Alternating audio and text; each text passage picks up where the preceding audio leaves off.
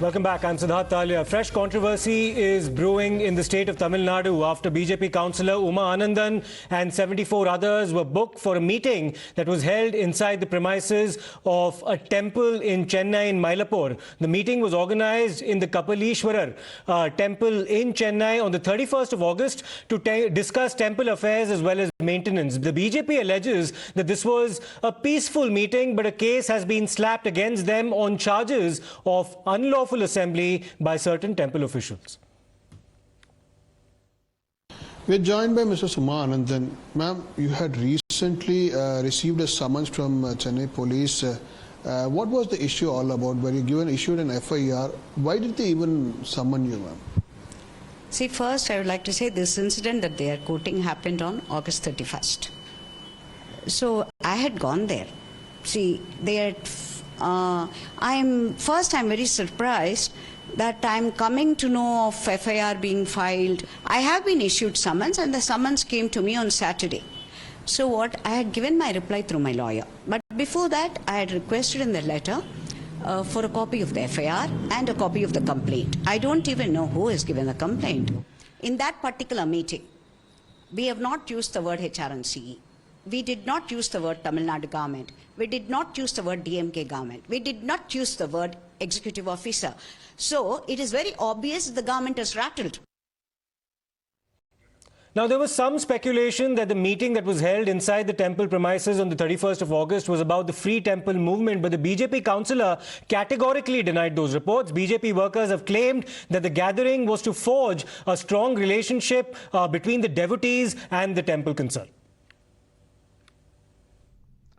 The Chennai police recently filed an FIR naming 5 to 6 people and then unnamed 75 people for congregating in Kapali temple, a famous temple in Chennai, Mylapore, on 30th of August, an auspicious day of Vinayak Chaturthi, to perform a peaceful congregation of understanding how they can contribute to the temple ecosystem. This is sheer intimidation action by the government. I think the Chief Minister should definitely intervene and then provide an ecosystem of inclusive governance.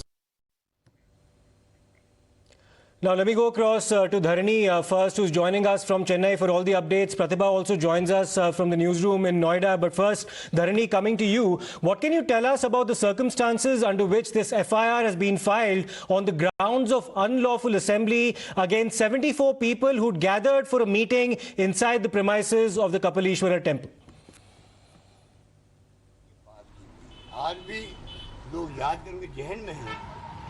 Well, Yes, go ahead, Dharani. yeah, well, Uma Anandan, M.R. Venkatesh, B.R. Srinivasan and Ramesh Sethuraman, these are some of the people who, who were assembling in the Kapaleeswarar temple on the day of Vinayak Chaturthi to discuss about the temple's affairs. So they are telling that they were just there to discuss how they can improve the temple's ecosystem, like how they can keep the temple clean and how they can give free food to the devotees who are coming to the temples, and how they can improve the temple's infrastructure in ways they can participate. So these were the affairs that were discussed during the meeting. So that is what the people who were participated in the meeting are. But on the other side, an affair has been registered against 75 people for unlawful assembly. So when we spoke to some people who participated in this meeting, they are telling that they did not talk anything about the government or the HRNC department. In fact, nothing political was also spoken. The only matter they were discussing about is how to improve the temple's ecosystem, how to improve the temple's infrastructure and the facilities that's been provided by the temple administration to the devotees. So this is where they were discussing on the day of Vinayak Chaturthi.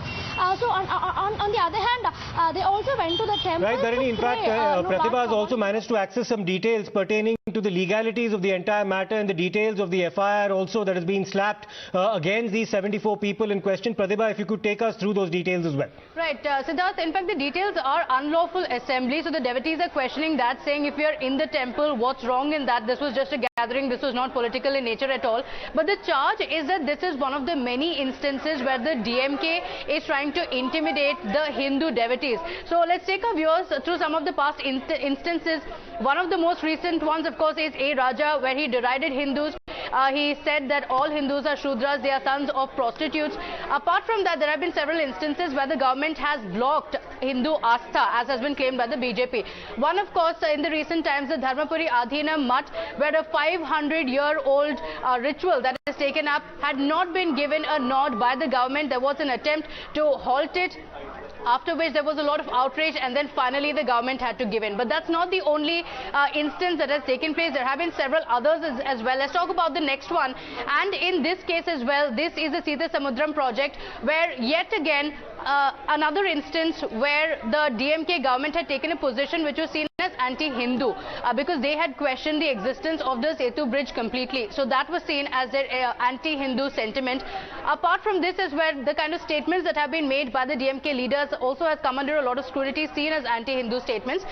Talking about the next is, of course, deriding Ramayan as well. This was a statement that was made by Karunanidhi.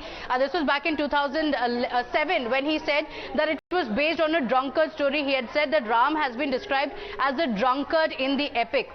This as well had led to a lot of outrage among the Hindu community. It's not just that. Another leader, Veeramani, had also spoken about Lord Krishna, saying he should have been booked for eve teasing.